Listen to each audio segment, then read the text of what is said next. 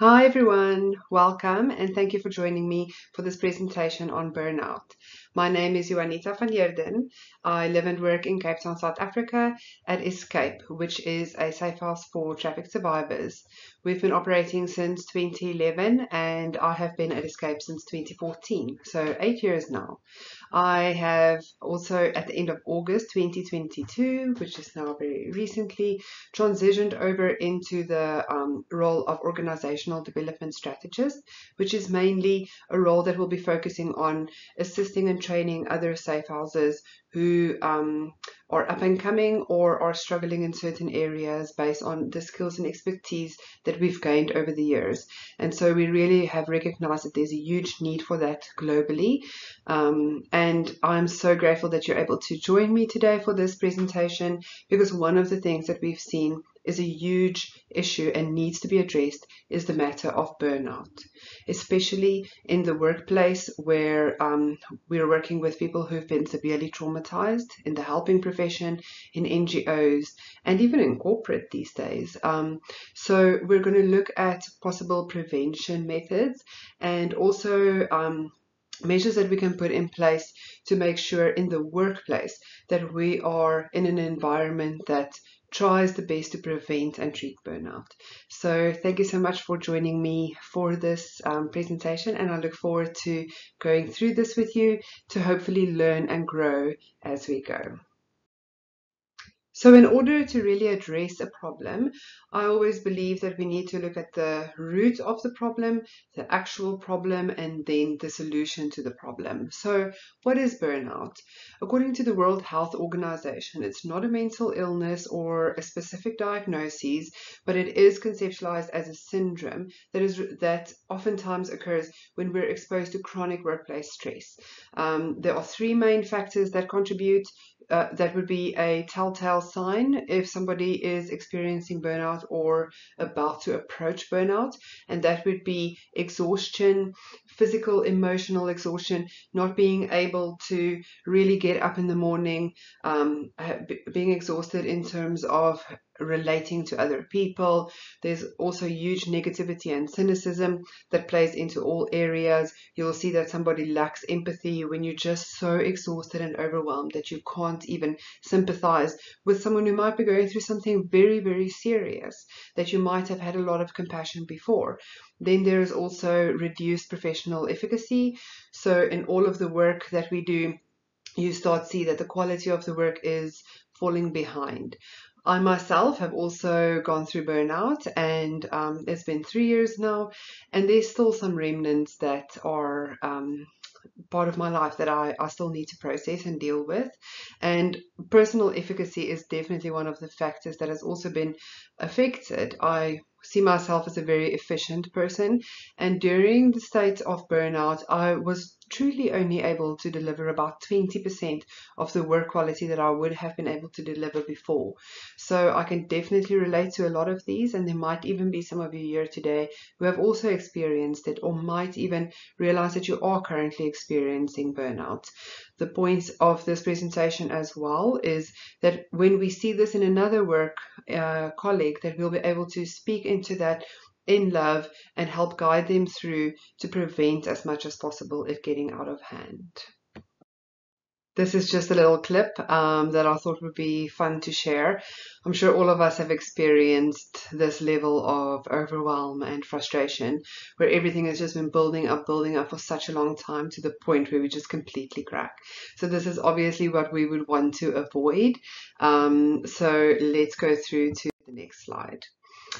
This is one of the most fascinating parts to me, the science of burnout. It is absolutely fascinating how chronic workplace stress definitely does affect our brain. When you scan somebody's brain who's been through burnout or is currently experiencing burnout, you'll see that certain areas of the brain is enlarged and other areas are thinned. And that is why it affects a lot of our other skills. So firstly, if you look at the amygdala, that's the little green part of the brain that's at the brain stem. That's the part that is responsible for emotion. So that is the little clip that we saw just now.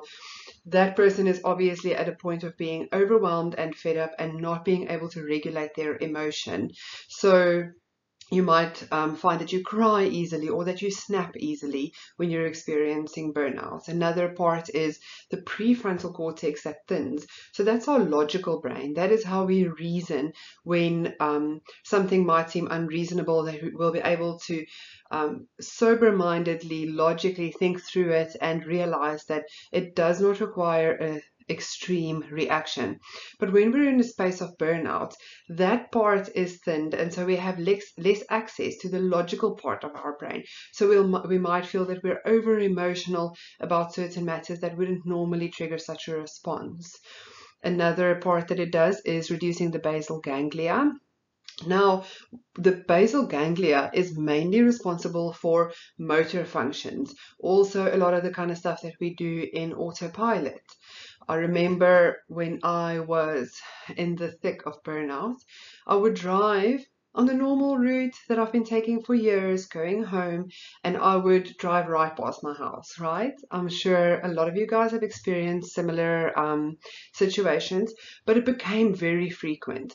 I would lose my keys all the time. I would forget things kind of like as I'm busy doing it, not really knowing. It's as if my body was betraying me, like my brain was just kind of doing its own thing. And so it starts to affect those areas as well.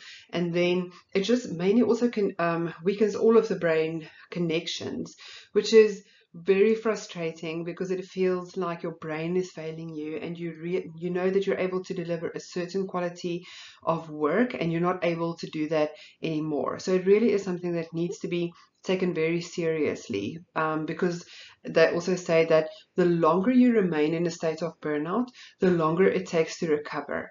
And I can definitely agree with that because I pushed myself for way too long. And when I burnt out was at the end of 2019. It's 3 years later now, and it has still there's still like remnants of how it has affected me. So if you can, please don't try to be the hero or the martyr and push yourself any further than what is necessary. Seek help and reach out to someone that is really safe so that you can help to not damage your brain too much in the long run. So what are some of the causes of burnout? I think the biggest one for me would be the nature of the work that we do. And so there's certain things that we can and can't change.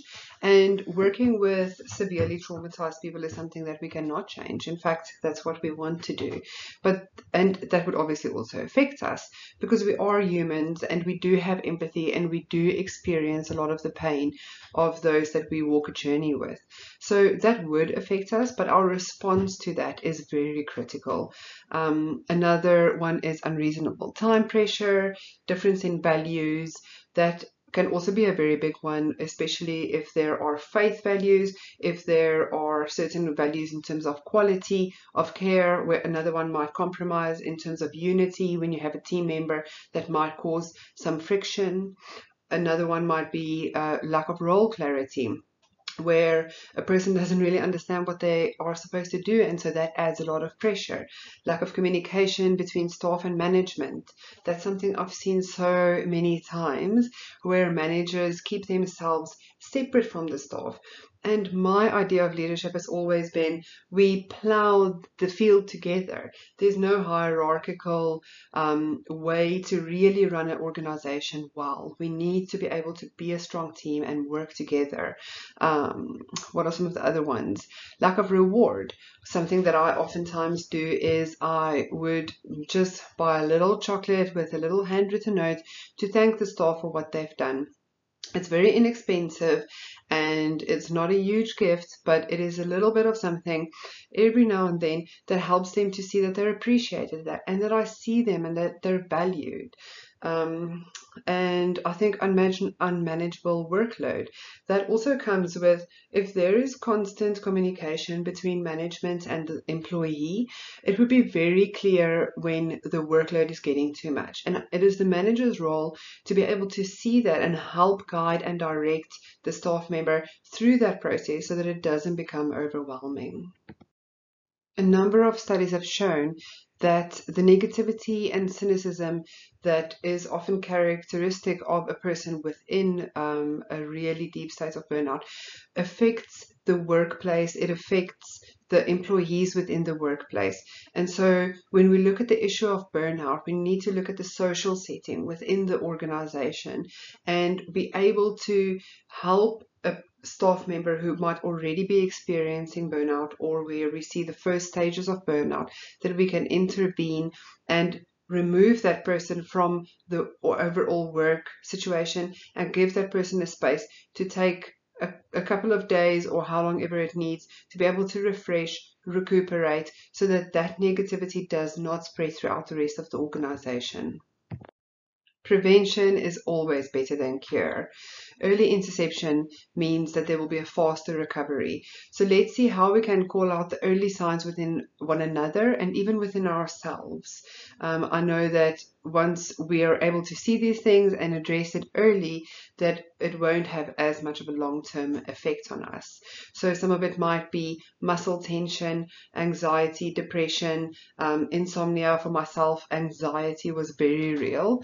My nervous system was mainly very tense, constantly in overdrive. I was so used to functioning in that state of adrenaline all the time, and it isn't helpful for your body and your health in the long run.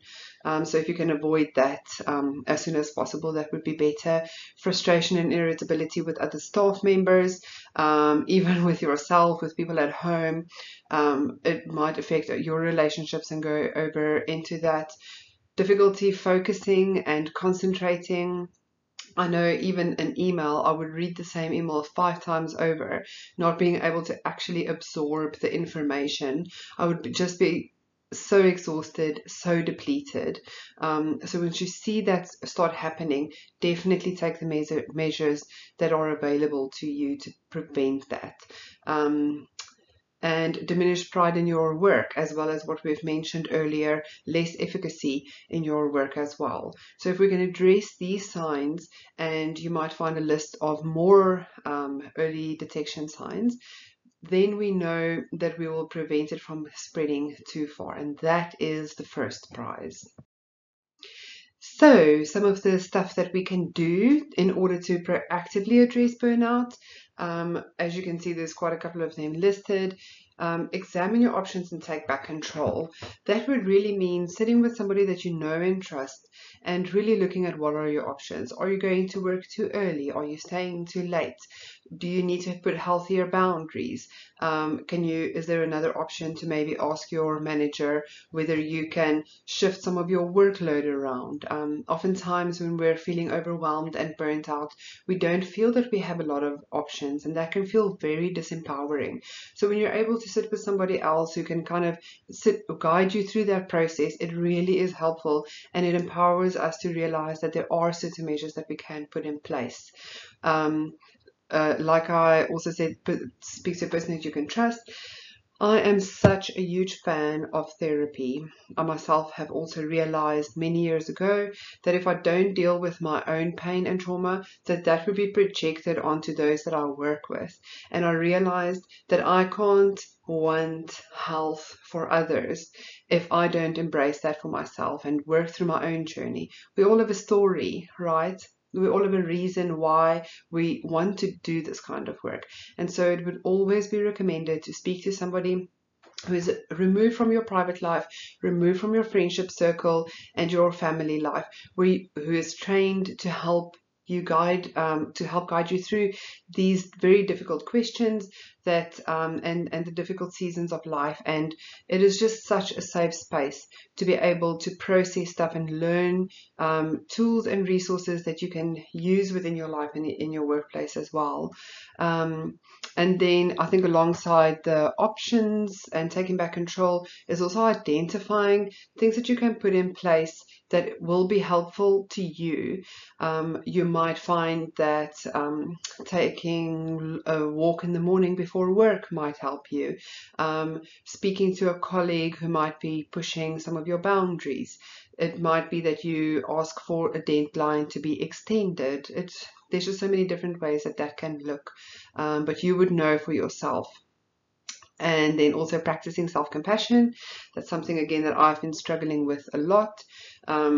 Just being kind to yourself and acknowledging that it's okay to walk with a limp from time to time, even if you're a leader. In fact, especially when you're a leader, I think oftentimes employees look up to leaders and think that they are untouchable, but that is definitely not the case.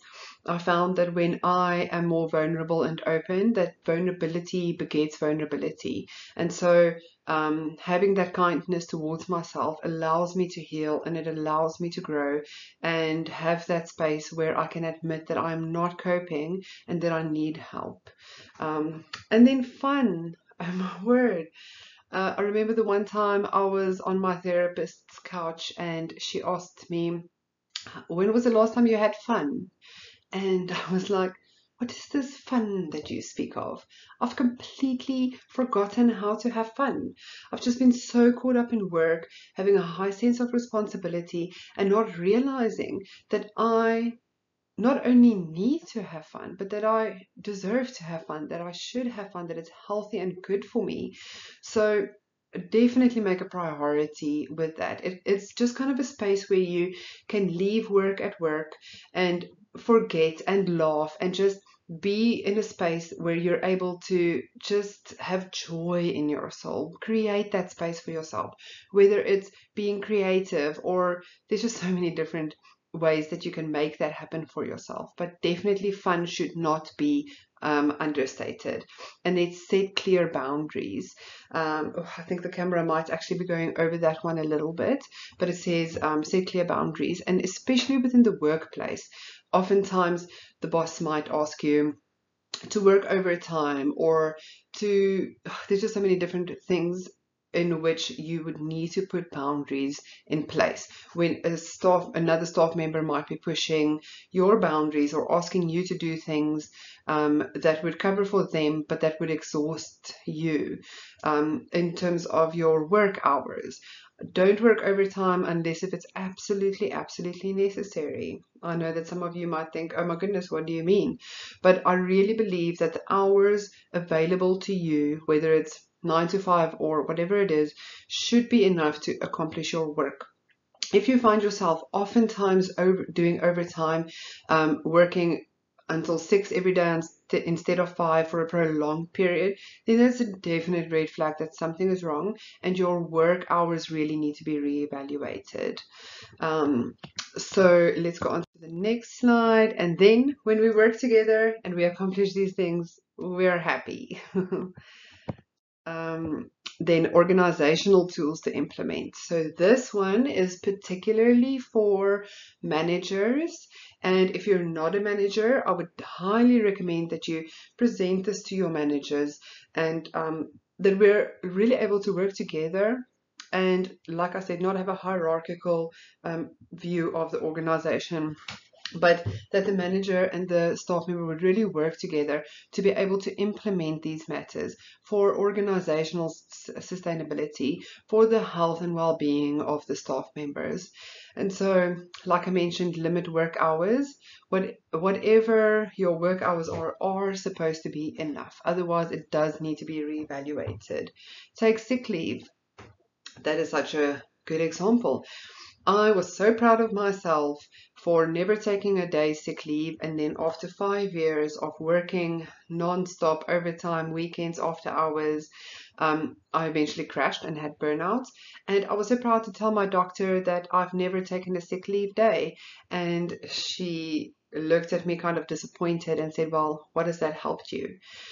Then I was at a point where I needed to be booked up for many weeks. I think it was about 5 or 6 weeks to be able to recover. So I basically took all of the leave that I didn't take in the 5 years prior at that point. So your body will tell you that I am tired and that you need to listen. When you just have a little bit of a sniffle, take the day, and obviously not taking advantage of it, but listen to your body so that you can recover and not have to do any unnecessary damage to your body. Workplace should definitely have healthy boundaries.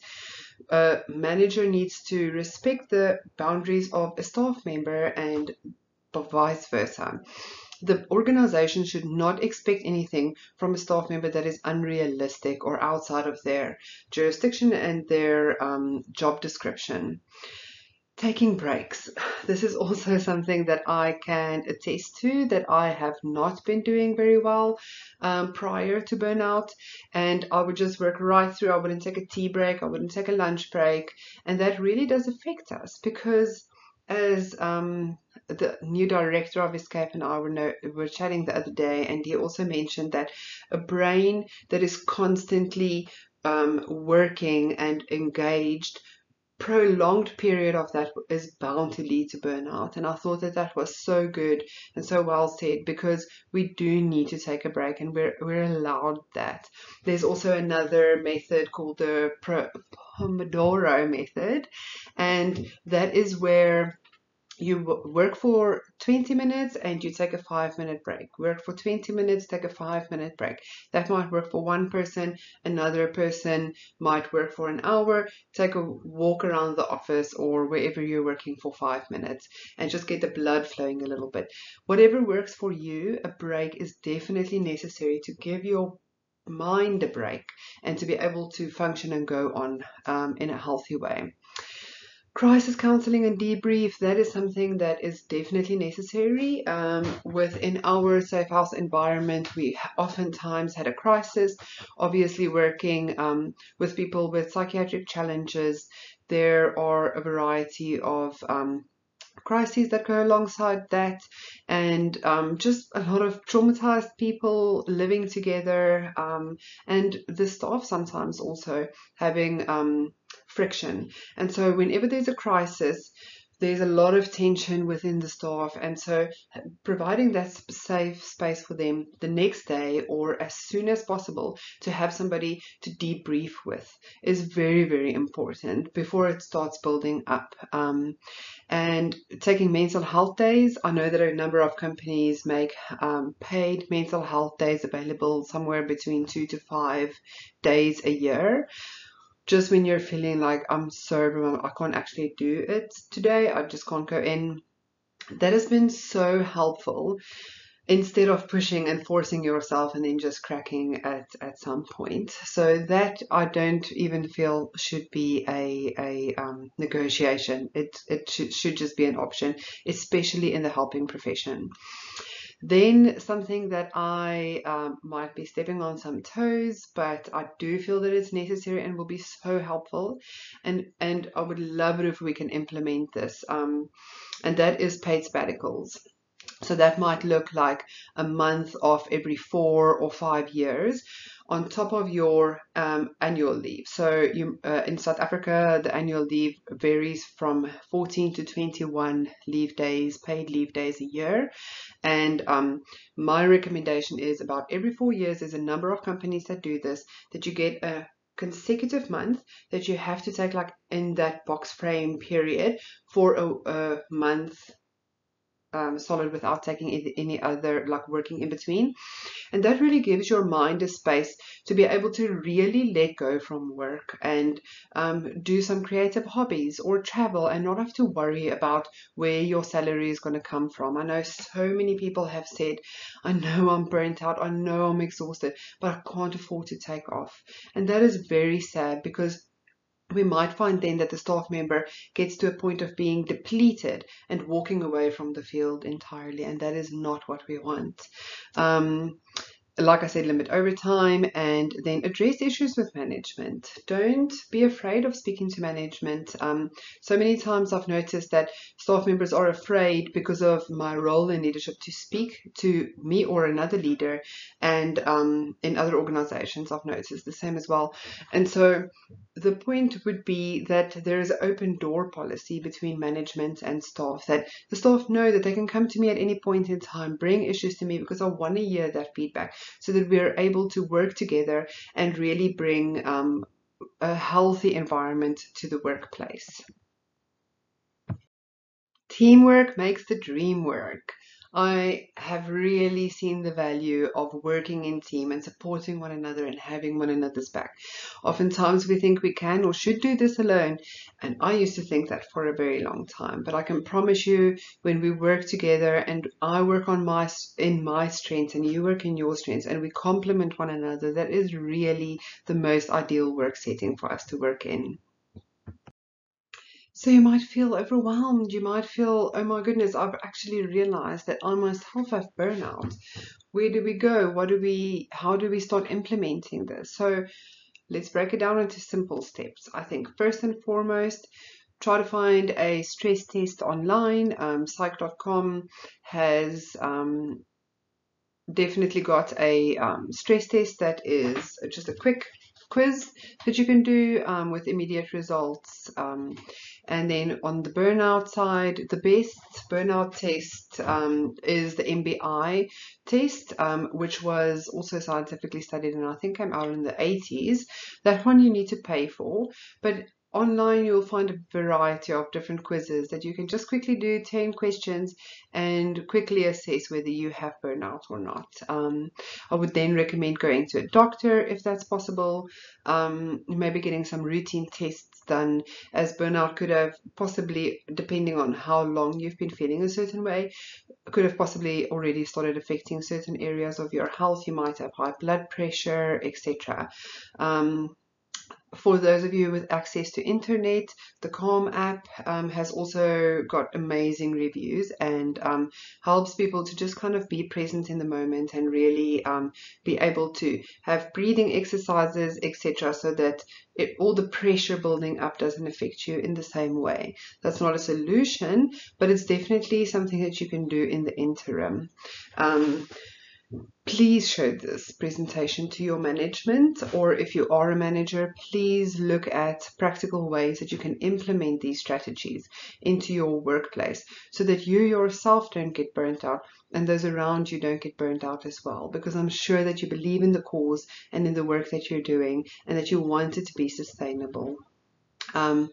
Again, what do you do for fun? Put that into your schedule. I have a calendar on my phone, and the ideal is that you put at least one. Obviously, more would be better, but at least one day a week where you do something that is fun for you. It might sound silly to schedule that. You might be tempted to take that out of the schedule completely when there's another deadline.